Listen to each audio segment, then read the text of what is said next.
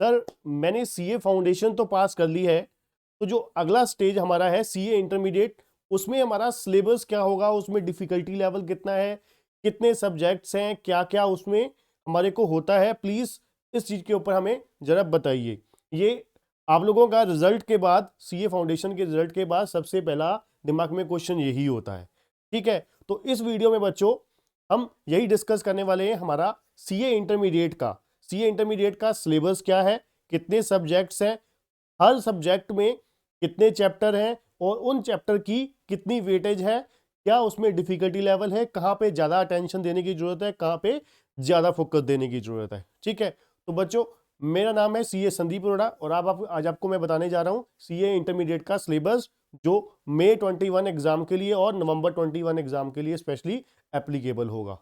ठीक है जी, तो जो हमारे यूट्यूब चैनल पे नए हैं तो चैनल को सब्सक्राइब जरूर करिएगा और बेल आइकन दबाना मत भूलिएगा। तो चलिए बच्चों स्टार्ट करते हैं हमारा पेपर नंबर 1 से। जैसे कि आपको पता है हमारे सीए इंटरमीडिएट में 2 ग्रुप होते हैं, दोनों ग्रुप 4-4 पेपर से डिवाइडेड है। ठीक है जी, पहला ग्रुप जो है उसमें 4 पेपर है, उसमें हमारे 4 पेपर हैं। तो पहले हम डिस्कस करेंगे पेपर नंबर 1, और चारों जो पेपर हमारे हैं 100 नंबर के हैं, और आपको पता है 400 मार्क्स का ग्रुप होता है, और आपको जैसे फाउंडेशन में पासिंग परसेंटेज 50% होती थी और 40% ईच सब्जेक्ट में होती थी, ऐसे ही यहाँ पर भी हमारे को 40% हर सब्जेक्ट में कम से कम चाहिए, और एग्रीगेट हमारे को 50% चाहिए ग्रुप क्लियर करने के लिए। ठीक है जी, तो चलिए सबसे पहले हम पेपर नंबर 1 डिस्कस करेंगे, जिसका नाम क्या है, अकाउंटिंग। ठीक है जी, पेपर नंबर 1 कितने 100 मार्क्स का ही है, ये फुल फ्लेज सिंगल सेक्शन ही है, इसमें कोई अलग अलग 2 सब्जेक्ट के सेक्शन नहीं बटे हुए। ठीक है जी, पेपर 1 इंडिविजुअली अकाउंटिंग के साथ है। अब अकाउंटिंग में सबसे पहले जो मोस्ट इंपॉर्टेंट है हमारे पास, अकाउंटिंग स्टैंडर्ड्स हैं 20 to 25 मार्क्स के। अकाउंटिंग स्टैंडर्ड्स आते हैं बड़े लिमिटेड से, छोटे छोटे एएस हैं। एक अकाउंटिंग स्टैंडर्ड 1 है, अकाउंटिंग स्टैंडर्ड 2 है, 3 है, 10 है, 11 है, 12 है, 13 है और 16 है। ठीक है जी, ये कुल मिला के हमारे को अकाउंटिंग स्टैंडर्ड है, जिसमें जो सबसे इंपॉर्टेंट है हमारे एएस होते हैं वो कौन कौन से हैं। नंबर 1, जो आप कह सकते हो कि थोड़े से टाइम कंज्यूमिंग और डिफिकल्ट होते हैं, एक है एएस 10 और एक है एएस 16। ठीक है जी, ये हमारे पास 2 एएस होते हैं जो वेरी इंपॉर्टेंट है। ठीक है जी, हमारे अकाउंटिंग में जो पहला सेक्शन है, पहला मतलब 20 to 25 मार्क्स की वेटेज है, वो अकाउंटिंग स्टैंडर्ड की। अकाउंटिंग स्टैंडर्ड में क्या होता है, आपको अकाउंट्स के जो स्टैंडर्ड्स होते हैं, ठीक है, उसके रिगार्डिंग आपको अपने फाउंडेशन में पढ़ा ही होगा, अकाउंटिंग स्टैंडर्ड के ऊपर कॉन्सेप्ट और ऑब्जेक्टिव, उसी की यहाँ पर एक्सटेंशन है। फाइनल में आपको और ज्यादा बढ़ चढ़ के एएस आने वाले हैं। ठीक है जी, तो ये हमारे पहला सेक्शन, हमारा पहला पार्ट था 20 to 25 मार्क्स का एएस का। इसका अलग से सेक्शन होता है 20 से 25 नंबर का। ठीक है जी, इसमें प्रैक्टिकल और प्रोविजंस दोनों होती हैं। ठीक है ना, प्रोविजन बेस्ड प्रैक्टिकल होते हैं जैसे कि यहाँ पर। ठीक है, तो अगला है अकाउंटिंग फॉर स्पेशल ट्रांजेक्शन। ये कितने नंबर का है, 20 to 25 मार्क्स का है। 20 से 25% की वेटेज यहाँ पर भी है स्पेशल ट्रांजेक्शन के लिए। इन्वेस्टमेंट अकाउंटिंग है, इंश्योरेंस क्लेम है। इंश्योरेंस क्लेम में 2 होते हैं, एक loss of stock, loss of profit. ठीक है जी, और तीसरा है हायर परचेज। ठीक है जी, hire purchase and instalment sales transaction. ठीक है जी, ये 3 चैप्टर हैं, तीनों में से ही एक एक क्वेश्चन आपको आता है मोस्टली। ठीक है जी, तो दूसरा सेक्शन हमारा क्या है, स्पेशल ट्रांसेक्शन का। इसमें सिर्फ 3 चैप्टर हैं, इन्वेस्टमेंट है, इंश्योरेंस क्लेम है और हायर परचेज है। और जो सबसे ज़्यादा यहाँ पर इस यूनिट में आने के चांसेस होते हैं वो होता है इंश्योरेंस क्लेम। इंश्योरेंस क्लेम का लॉन्ग क्वेश्चन 10 नंबर का आएगा ही आएगा। ठीक है, जाता ही आता है। ठीक है जी, तो तीसरा सेक्शन हमारे पास है कितने नंबर का, ये भी 20 से 25 नंबर का है। ये स्पेशल टाइप ऑफ अकाउंटिंग का है। स्पेशल टाइप ऑफ अकाउंटिंग में हमारे पास डिपार्टमेंट है, ब्रांच है, ब्रांच इंक्लूडिंग फॉरेन ब्रांच, और सिंगल एंट्री है, इनकम्प्लीट रिकॉर्ड, जिसको हम सिंगल एंट्री बोलते हैं। ठीक है जी, अब इस सेक्शन में तीनों के तीनों यूनिट बहुत इंपॉर्टेंट है, और जो सबसे इंपॉर्टेंट और सबसे थोड़ा सा लेंथी आप कह सकते हो वो है branch. Branch very very very very important है। ठीक है जी, ब्रांच में फॉरेन ब्रांच आप समझ लीजिए अपने इंस्टीट्यूट का, सी इंस्टीट्यूट का सबसे फेवरेट चैप्टर है। ठीक है, उसके बाद सिंगल एंट्री। सिंगल एंट्री जब से हमने सीए की है, उससे पहले से ही, जब से हम इस लाइन में आए हैं, ठीक है, 2013 में मेरी सीए क्लियर हुई हुई है। ठीक है, तो शुरुआत से लेकर अभी तक सिंगल एंट्री इंस्टीट्यूट का चाहे सिलेबस जोन सा भी आता रहे, सिंगल एंट्री इंस्टीट्यूट का हमेशा ही फेवरेट रहा है। ठीक है, क्योंकि ये आपको हर जगह पे काम आता है, फाइनेंशियल स्टेटमेंट ही ये देखा जाए इसमें। ठीक है जी, तो तीसरा हमारा स्पेशल टाइप ऑफ अकाउंटिंग का है। और उसके बाद कंपनी अकाउंट्स। ठीक है जी, 30 से 35%, 30 to 35% की जो वेटेज है वो कंपनी अकाउंट्स की है। कंपनी अकाउंट में क्या क्या है? पहले है financial statement, statement of profit and loss account and balance sheet, जो आप लोग +2 से करते आ रहे हो। ठीक है जी, परफॉर्मा है। ठीक है जी, बहुत ही सिंपल। उसके बाद है जी cash flow statement. Cash flow statement आप सबसे इंपॉर्टेंट ले सकते हो। रीजन क्या है? इसमें 10 से 15 नंबर आना ही आना है। कारण बहुत सिंपल सा है, क्योंकि AS3 accounting standard 3 cash flow statement वो भी इसी के ऊपर है, और कैश फ्लो तो है ही। ठीक है, तो मतलब एक ही चीज से दो निशाने लगेंगे। आप AS3 कर लीजिए, कैश फ्लो स्टेटमेंट कर लीजिए, बात एक ही है। ठीक है जी, तो इस में से भी, कैश फ्लो स्टेटमेंट में से भी एक क्वेश्चन पक्का है, गारंटेड है। उसके बाद मैनेजरियल रेम्यूनरेशन है। ठीक है जी, प्रॉफिट प्रायर टू इनकॉर्पोरेशन है, ये बड़ा इंस्टीट्यूट का अपना फेवरेट है।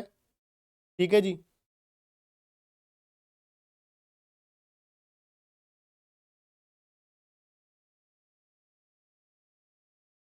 ठीक है जी। उसके बाद है बोनस एंड राइट शेयर, ये छोटा सा चैप्टर है। रिडम्पशन ऑफ प्रेफरेंस शेयर है, रिडम्पशन ऑफ डिबेंचर है। रिडम्पशन ऑफ डिबेंचर में आपका एक्स इंटरेस्ट और कम इंटरेस्ट वाला टॉपिक यहाँ पे सबसे ज्यादा आता है। ठीक है जी, एक्स इंटरेस्ट मतलब ओन डिबेंचर वाला, जो रिडम्पशन बाय ओन डिबेंचर होता था। ठीक है जी, ये सबसे ज्यादा आने के यहाँ पे चांसेस होते हैं। ठीक है जी, तो ये बच्चों हमारा पेपर नंबर 1 था अकाउंटिंग का, जिसमें बड़ा ही लिमिटेड से अकाउंटिंग स्टैंडर्ड थे। AS1 है, AS3 है, AS10 है, AS11 है, 12 है, 13 है, 16 है। ठीक है जी, ये कुछ अकाउंटिंग स्टैंडर्ड्स थे। ठीक है, उसके बाद हमारे पास कुछ चैप्टर थे, जिसमें से सबसे इंपॉर्टेंट हो गया ब्रांच आपका आ गया। ठीक है जी, ब्रांच है, सिंगल एंट्री है, डिबेंचर है, ठीक है, कैश फ्लो स्टेटमेंट है। ये सबसे ज्यादा जो इंश्योरेंस क्लेम है, हाई वेटेज वाले चैप्टर्स जो होते हैं। ठीक है जी, अब चलिए चलते हैं नेक्स्ट यूनिट पे, पेपर नंबर 2 पे। पेपर नंबर 2 जो हमारा है कॉर्पोरेट एंड अदर लॉस का है। ठीक है जी, अब ये अलग अलग डिफरेंट यूनिट्स में बटा हुआ है। पहला है कंपनी एक्ट, कंपनीज एक्ट। अब कंपनीज एक्ट जो है हमारे पास 60 मार्क्स का है। ठीक है जी, कंपनी एक्ट जो है ये 60 का है, और अदर लॉज 40 मार्क्स के हैं। ठीक है जी, अब ये 60% में भी वेटेज है कुछ। 60% जो है उसका 25 से 40%, 60 का मतलब 25 से 40% जो वेटेज है preliminary, incorporation, prospectus, share capital and debenture, ठीक है, इनमें से आता है। 25 से 35%, 25 to 35% जो वेटेज है वो डिपॉजिट्स है, रजिस्ट्रेशन है, और मैनेजमेंट एंड एडमिनिस्ट्रेशन है। और 35 से 40% dividend, accounts of company, audit and auditor.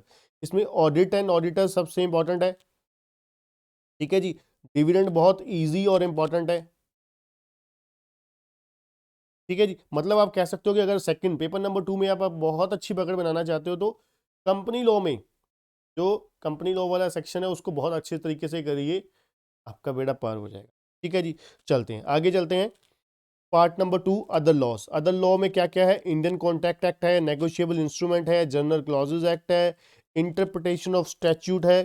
ठीक है जी, ये बहुत इंपॉर्टेंट है, ये शुरू से ही, ये पहले से ये फाइनल में होता था, अब इंटरमीडिएट में चला गया है, इंटरप्रिटेशन ऑफ स्टैट्यूट्स। ठीक है जी, ये हमारा पेपर नंबर 2 था। अब आगे बात करते हैं पेपर नंबर 3 के ऊपर, कोस्ट एंड मैनेजमेंट अकाउंटिंग। सबसे इंपॉर्टेंट हमारा subject paper number 3, cost and management accounting.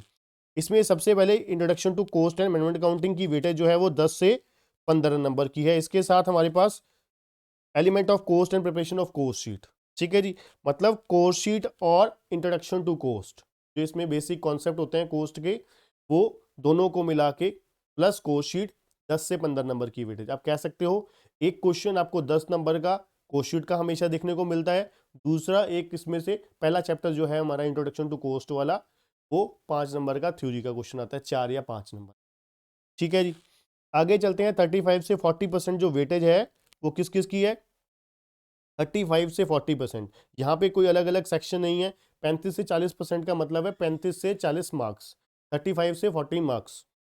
Material control है, लेबर है, ओवरहेड्स है, ठीक है, और उसके बाद है एबीसी, ठीक है जी, और नॉन इंटीग्रल और इंटीग्रल अकाउंटिंग, और B R cost reconciliation, CRS cost reconciliation statement, ठीक है जी। 35 से 40% की वेटेज में कौन कौन से हो गए जी? Material control, labour, overheads, ABC, cost reconciliation, non integral और इंटीग्रल, ठीक है जी। अब इनमें से जो सबसे इंपॉर्टेंट होते हैं, जिनमें से सबसे लॉन्ग क्वेश्चन आने के पूरे पूरे चांसेस होते हैं, सबसे पहले है नॉन इंटीग्रल इंटीग्रल, ठीक है जी। और ओवरहेड में आपका प्राइमरी और सेकेंडरी डिस्ट्रीब्यूशन वाले के आते हैं, ठीक है जी। और छोटे में आपको कोस्ट रिकंसिलिएशन आने के चांसेस होते हैं, मटेरियल कंट्रोल में ईओक्यू और लेवल ऑफ सेटिंग वगैरह, ठीक है जी। ये हमारा 35 से 40% की वेटेज इधर हो गई। अब चलते हैं मेथड ऑफ कोस्टिंग, बहुत इंपॉर्टेंट। मेथड ऑफ कोस्टिंग में सिंगल और यूनिट कोस्टिंग आ गया जी। उसके बाद जॉब, बैच, कॉन्ट्रैक्ट, प्रोसेस और ऑपरेटिंग कोस्टिंग, जिसको आप सर्विस कोस्टिंग बोल देते हो, ठीक है जी। इसमें से सर्विस कोस्टिंग सबसे इंपॉर्टेंट है, प्रोसेस कोस्टिंग सबसे इंपॉर्टेंट है। प्रोसेस और सर्विस, खास करके आप कह सकते हो process service, process costing, service costing और कॉन्ट्रैक्ट कोस्टिंग, ये 3 चैप्टर की सबसे ज्यादा इंपॉर्टेंस और वेटेज होती है, कॉन्ट्रैक्ट, प्रोसेस और सर्विस, ठीक है जी। तीनों के तीनों बहुत ही इंटरेस्टिंग है, बहुत ही मजेदार चैप्टर है, ठीक है। आगे चलते हैं बच्चों। अगला है 20 से 25% की जो वेटेज है वो स्टैंडर्ड, मार्जिनल और बजटरी। तीनों चैप्टर इक्वली इंपॉर्टेंट है, इक्वली इंटरेस्टिंग है, सॉरी, ठीक है। मार्जिनल और स्टैंडर्ड टोटल 100% प्रैक्टिकल बेस्ड है, और बजटरी कंट्रोल जो है 50-50 है। इसमें प्रैक्टिकल और थ्योरी दोनों होते हैं। बजटरी कंट्रोल में प्रैक्टिकल और थ्योरी दोनों कॉन्सेप्ट्स होते हैं, ठीक है जी। के बाद ये हमारा पेपर नंबर 3 हो गया जी। अब आगे है पेपर नंबर 4, टैक्सेशन। ये हमारा काफ़ी सिलेबस वाला चैप्टर और सब्जेक्ट है। इसमें 2 है, एक इनकम टैक्स और एक इनडायरेक्ट टैक्स। इनकम टैक्स हमारा 60 मार्क्स का है, और हमारा इनडायरेक्ट टैक्स मतलब जीएसटी जो है वो 40 मार्क्स का है, ठीक है जी।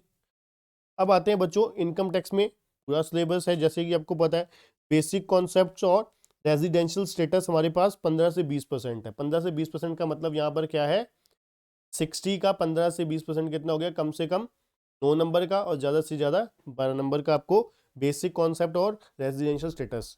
रेजिडेंशियल स्टेटस जो है ये प्रैक्टिकल चैप्टर है, इसमें से एक क्वेश्चन प्रैक्टिकल आने के चांसेस होते हैं। यहाँ पर आपको प्रोविजन बेस्ड क्वेश्चन आ सकता है, ठीक है जी। कि डेफिनेशन बताइए, आपको असेसी की डेफिनेशन बताइए, या कुछ और आपसे पूछा जा सकता है, ठीक है। उसके बाद 30 और 25 से 35% की वेटेज जो है ये आपके पास income which do not part of the total income that is other than charitable trust and institution आ जाते हैं। मतलब एग्जाम्प्टेड इनकम, एग्जाम्प्टेड इनकम हो गया, और 5 हेड्स हो गए। एग्जाम्प्टेड इनकम और 5 हेड्स हो गए। कौन सा है, salary, house property, PGP, capital gain और अदर सोर्सेज, ठीक है जी। 5 हेड में से आपको 25 से 35% की वेटेज होती है। मतलब 1/3 जो सिलेबस है आपका 5 हेड्स और एग्जाम्प्टेड इनकम की ही कवरेज है। 1/3 सिलेबस जो है देखा जाए तो बहुत कम है, क्योंकि सबसे ज़्यादा जो सिलेबस है, सबसे ज़्यादा जो हमारा टाइम लगता है वो 5 हेड्स में ही लगता है।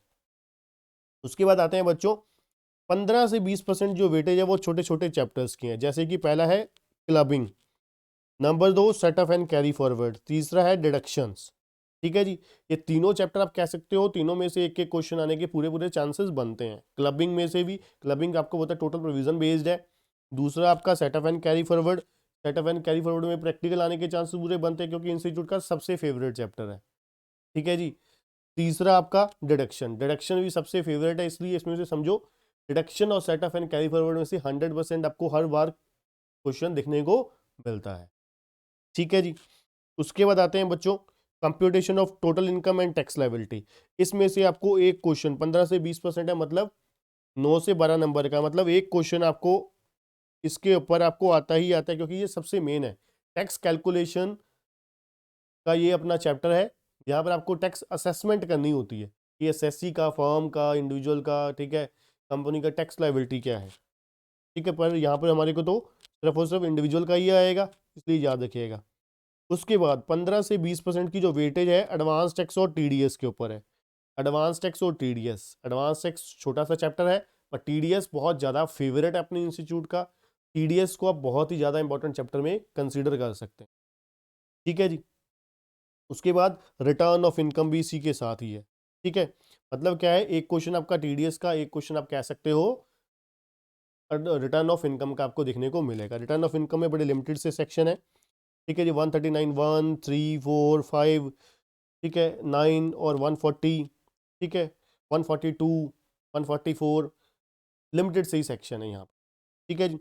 और इनडायरेक्ट टैक्स में आपका 40 मार्क्स का जीएसटी है। ठीक है जी, जीएसटी 50 से 80% में क्या क्या है, levy and collection of CGST हो या आईजीएसटी, बेसिक कॉन्सेप्ट्स आ जाते हैं, time and value of supply के, आईटीसी आ गया, जीएसटी लायबिलिटी की कैलकुलेशन आ गई, 50 to 80% लगा लीजिए। अब इतनी ज़्यादा मतलब वो है, वेरिएबिलिटी है यहाँ पर, वेरिएशन है यहाँ पर।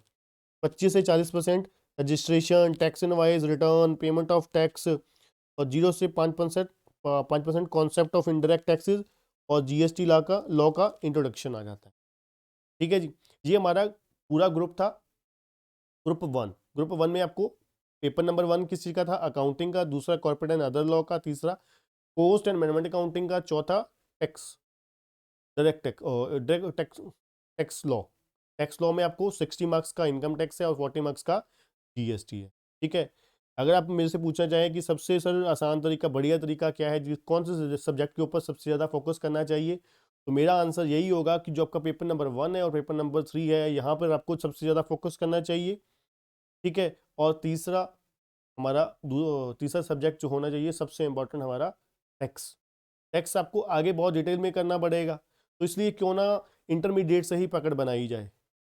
ठीक है ना, क्योंकि आगे जाके आपको डायरेक्ट टैक्स, इनडायरेक्ट टैक्स बहुत ज़्यादा डिटेल में है, तो इसलिए आपको डायरेक्ट टैक्स में, आप इनडायरेक्ट टैक्स में किसी तरीके की कोई आप छोड़ नहीं सकते, ढीला नहीं डाल सकते।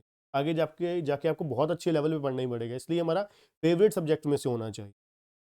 ठीक है ना, तो मतलब क्या है, पेपर नंबर 1, पेपर नंबर 3, और तीसरी मैं आपको बोलूँगा आपकी अटेंशन होनी चाहिए टैक्सेशन पर। ठीक है जी, चलिए अब चलते हैं आगे ग्रुप 2 के ऊपर। ग्रुप 2 में पहला पेपर है पेपर नंबर 5, एडवांस अकाउंटिंग का। ठीक है जी, एडवांस अकाउंटिंग का सिलेबस काफ़ी अच्छा है।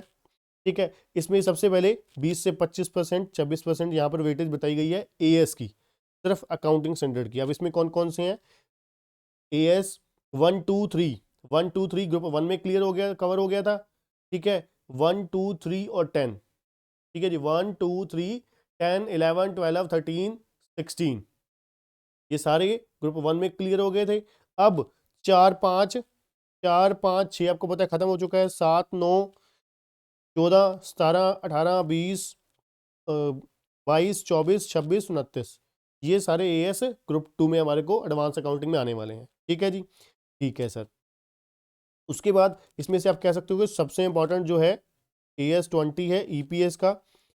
उसके बाद आपका एएस 9 बहुत इंपॉर्टेंट है, और आप कह सकते हो एएस 19 बहुत इंपॉर्टेंट है। दोनों की दोनों, एएस 19 और as 20 practical point of view बहुत बहुत ज़्यादा इंपॉर्टेंट है। उसके बाद आपका इंटेंजिबल एसेट एएस 26। ठीक है जी, उसके बाद 33 से 38% की जो वेटेज है वो कंपनी अकाउंट की है जी। ठीक है जी, 33 से 38% की जो वेटेज है वो कंपनी अकाउंट की है।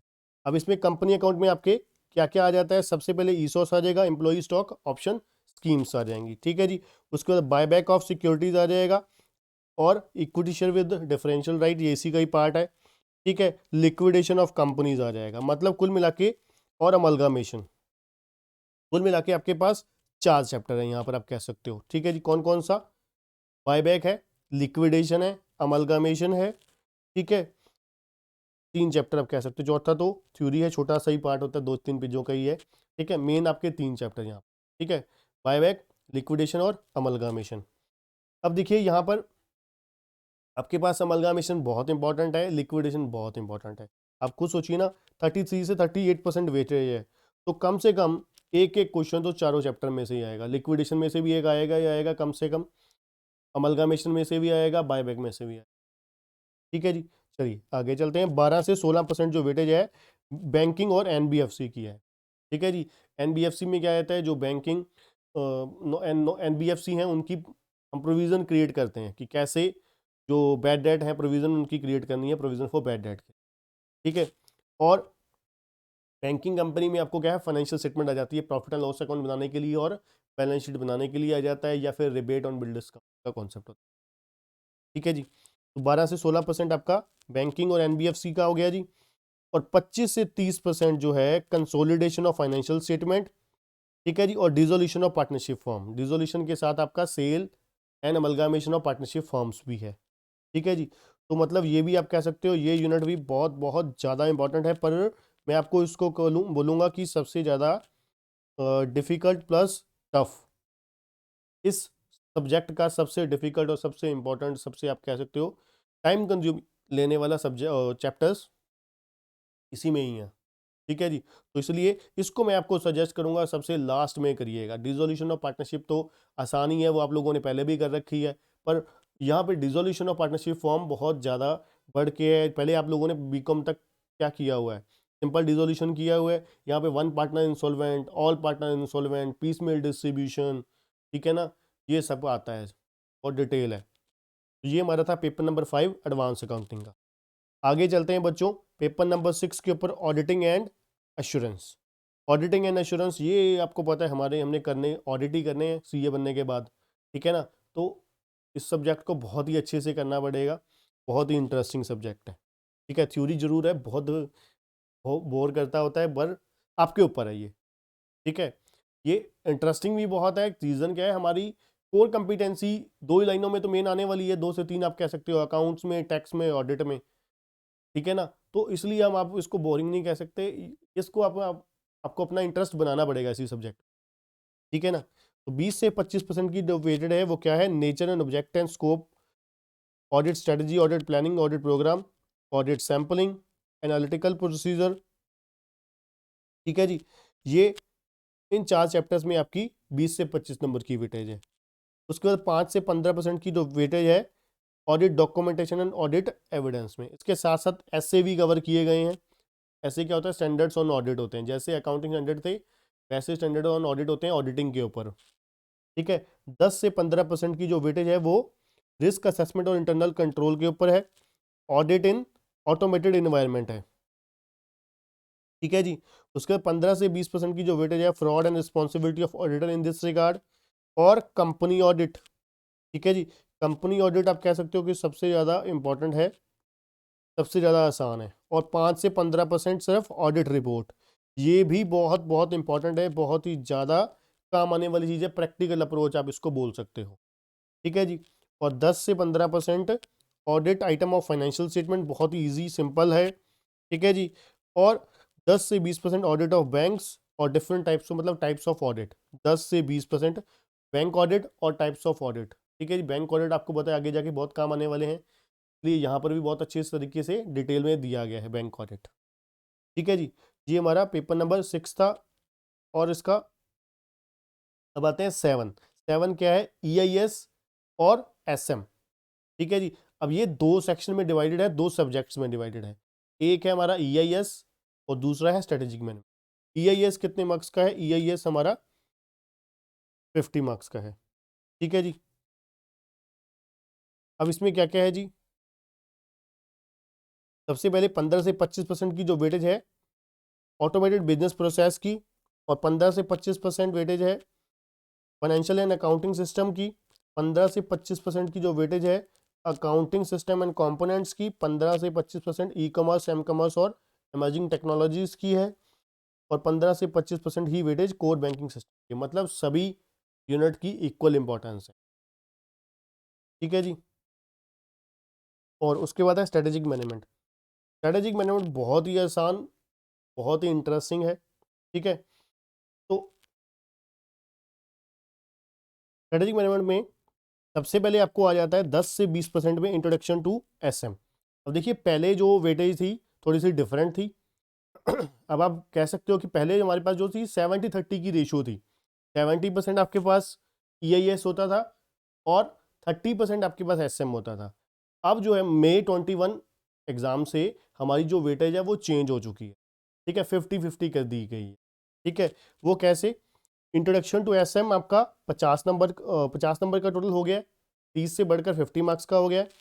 10 से 20% की जो वेटेज है इंट्रोडक्शन टू SM की है, 10 से 20% जो है डायनामिक्स ऑफ कम्पिटिटिव स्ट्रेटजी है, ठीक है जी। काफी इंटरेस्टिंग इसमें सब्जेक्ट्स हैं, शॉर्ट एनालिसिस है, ठीक है, कोर कॉम्पिटेंसी कम्पिटिटिव एडवांटेज है, इंटरनल एंड एक्सटर्नल एनालिसिस है, स्ट्रेटेजिक मैनेजमेंट प्रोसेस 10 से 20% है, कॉर्पोरेट लेवल स्ट्रेटजीज है 10 से 20% है, और बिजनेस लेवल स्ट्रेटजीज है, ये भी बहुत इंटरेस्टिंग चैप्टर है हमारा, 10 से 20% फंक्शनल लेवल स्ट्रेटजीज है, ठीक है। मतलब सारा जो सिलेबस है पूरा का पूरा इक्वली डिवाइडेड है, सारे चैप्टर इक्वली आते हैं, ठीक है। पर यहाँ पे है कि कुछ चैप्टर बड़े ही इंटरेस्टिंग, बड़े ही मज़ेदार हैं, ठीक है, और कुछ थोड़े से आपको नहीं अच्छे लगेंगे, ठीक है। ऑर्गेनाइजेशन है, स्ट्रेटेजिक लीडरशिप है, स्ट्रेटेजिक इंप्लीमेंटेशन कंट्रोल है, ठीक है, और इसमें strategic control, audit, BPR, benchmarking, ये बहुत आने वाली बढ़िया काम आने वाली चीज़ें हैं, ठीक है। मतलब बहुत ही इंटरेस्टिंग सब्जेक्ट है काफ़ी। अब देखा जाए आपका जो EIS वाला थोड़ा सा क्वेश्चन होता था पहले, आपको पता होगा सबसे पहले IT होती है, इंफॉर्मेशन टेक्नोलॉजी, अगर आपने सुना हुआ है तो। उसके बाद फिर EIS आ गया, EIS में काफ़ी अच्छी वेटेज अब कम कर दी गई, ठीक है, थोड़ा सा वो कह सकते हो आप नंबर गिराने वाला सब्जेक्ट था, अभी और ज़्यादा बढ़िया हो गया। SM बहुत आसान है, बहुत इंटरेस्टिंग है, ठीक है, पूरा बिजनेस बेस्ड है। जैसे अगर आपने फाउंडेशन बेस हो तो आपने देखा होगा BCK जो होता था, बिजनेस एंड कमर्शियल नॉलेज होता था, 50 मार्क्स में आपने वो किया, बहुत ही मज़ेदार सब्जेक्ट था, ठीक है, वैसे ही यही है, ठीक है जी। तो चलिए लास्ट पेपर के ऊपर चलते हैं, फाइनेंशियल मैनेजमेंट और इको फॉर फाइनेंस के ऊपर। फाइनेंशियल मैनेजमेंट हमारी कितने मार्क्स की है? 60 मार्क्स की है, ठीक है जी। FMN फाइनेंशियल एनालिसिस में क्या है? पहला इंट्रोडक्शन है, ये प्रॉपर थ्योरी बेस्ड है। दूसरा रेशियो एनालिसिस, रेशियो आप शुरू से बचपन से करते आ रहे हो, जब से कॉमर्स लाइन में आए हो, ठीक है। तो ये सबसे इंपॉर्टेंट आपके इंस्टीट्यूट का फेवरेट चैप्टर है, ठीक है। इसमें से एक क्वेश्चन समझ लीजिए आएगा ही आएगा। उसके बाद आते हैं फाइनेंशियल डिसीजन। फाइनेंशियल डिसीजन में सोर्स ऑफ फाइनेंस है, ये आपका थ्योरी चैप्टर है, ठीक है। उसके बाद कॉस्ट ऑफ कैपिटल है, कैपिटल स्ट्रक्चर है और लीवरेज है, ठीक है। ये हमारी कितनी वेटेज है? 40 to 45% की वेटेज है। अब आप समझ सकते हो सोर्सेज ऑफ फाइनेंस है, ये भी बहुत ज़्यादा इंपॉर्टेंट है। इसमें से आप कह सकते हो कम से कम 2 क्वेश्चन आपको थ्योरी के 4-4 नंबर के दिखने को जरूर मिलेंगे, ठीक है। उसके बाद cost of capital, capital structure, leverage, तीनों में से एक एक क्वेश्चन जरूर आने वाला है। तीनों ही बहुत इंपॉर्टेंट, बहुत ही मजेदार चैप्टर है। उसके बाद आते हैं कैपिटल इन्वेस्टमेंट, ये सबसे इंपॉर्टेंट, सबसे ज़्यादा टाइम कंज्यूमिंग, सबसे आप डिफिकल्ट कह सकते हो इस सिलेबस का चैप्टर है। कौन सा है जी? Capital budgeting, capital investment decision आ जाते हैं मतलब इसी में ही, ठीक है। और डिविडेंड डिसीजन है साथ में 35 to 40% में, ठीक है। ये आपका सबसे ज़्यादा टाइम कंज्यूमिंग और सबसे ज़्यादा क्लासिक चैप्टर है। और उसके बाद लास्ट में है मैनेजमेंट ऑफ वर्किंग कैपिटल, ठीक है जी। वर्किंग कैपिटल 10 से 15% की वेटेज है। वर्किंग कैपिटल में आपका कॉन्सेप्ट्स ऑफ वर्किंग कैपिटल आ जाता है, वर्किंग कैपिटल फाइनेंस आ जाता है, इन्वेंट्री मैनेजमेंट आ जाता है, रिसीवेबल मैनेजमेंट आ जाता है, कैश मैनेजमेंट आ जाता है, ठीक है। ये थ्योरी और प्रैक्टिकल दोनों पॉइंट ऑफ व्यू बहुत ज़्यादा इंपॉर्टेंट। तो मतलब बच्चों कुल मिला के हमारे पास 4 सब्जेक्ट से ग्रुप 2 में, ठीक है। पहला पहला हमारा क्या था? हमारा एडवांस अकाउंटिंग, ठीक है जी। दूसरा ऑडिटिंग एंड एश्योरेंस। तीसरा EIS on strategic, EIS and strategic management. EIS और SM मैंने आपको बताया पहले 70-30 का, 50-50 का हो गया। चौथा चौथा हमारा चौथा हमारा subject FMN eco for finance के लिए है, ठीक है जी। ये हमारा सॉरी इको फॉर फाइनेंस रह गया 40 मार्क्स का, ठीक है जी। इसमें क्या है? डिटर्मिनेशन ऑफ नेशनल इनकम है, पब्लिक फाइनेंस, मनी मार्केट और इंटरनेशनल ट्रेड, ठीक है जी। ये आपका देखा जाए सबसे ज़्यादा आप कह सकते हो बढ़िया। और आपका फाइनेंशियल जो हमारे पास आगे हम करने वाले हैं, प्रोफेशनल सर्विसेज देने वाले, उसके लिए बहुत ही ज़्यादा इंपॉर्टेंट है, इसलिए ये नया सब्जेक्ट ऐड किया गया है कुछ टाइम पहले, ठीक है जी। तो कुल मिला के 4 सब्जेक्ट में हमने जाना, ठीक है, ग्रुप 2 के, और 4 सब्जेक्ट ग्रुप 1 के। जो बच्चे ग्रुप सिंगल ग्रुप देना चाहते हैं उनके पास 4 पेपर की ऑप्शन है, ठीक है जी। 4 पेपर के लिए आपको कितने नंबर चाहिए? 200 नंबर चाहिए एग्रीगेट, ठीक है। जैसे फाउंडेशन में आपको 200 मार्क्स चाहिए होते थे, और अगली नेक्स्ट अटेम्प्ट में आपके पास 200 मार्क्स मतलब 4 पेपर और आपको और क्लियर करने होंगे। ठीक है बच्चों, तो इस वीडियो में बच्चों इतना ही। इसके अलावा कुछ आप पूछना चाहते हो तो कमेंट बॉक्स में जाके पूछ सकते हो। ठीक है, जिन बच्चों ने अभी तक चैनल सब्सक्राइब नहीं किया, चैनल सब्सक्राइब कर लीजिए और बेल आइकन दबाना मत भूलिएगा। और जो बच्चे क्लासेस लेक्चर बाय करना चाहते हैं, ठीक है, तो नीचे दिए गए नंबर पर व्हाट्सएप कर सकते हैं। ठीक है, तो पूछ सकते हैं कि और हमारे जो लाइव क्लासेस लाइव बैच हैं वो किस तरीके से चल रहे हैं और रिकॉर्डेड क्लासेस लेक्चर जो हैं वो आपको किस तरीके से अवेलेबल हो सकते हैं। ठीक है, तो अगर आपको वीडियो पसंद आए लाइक जरूर करिएगा। थैंक यू बच्चों, गुड बाय।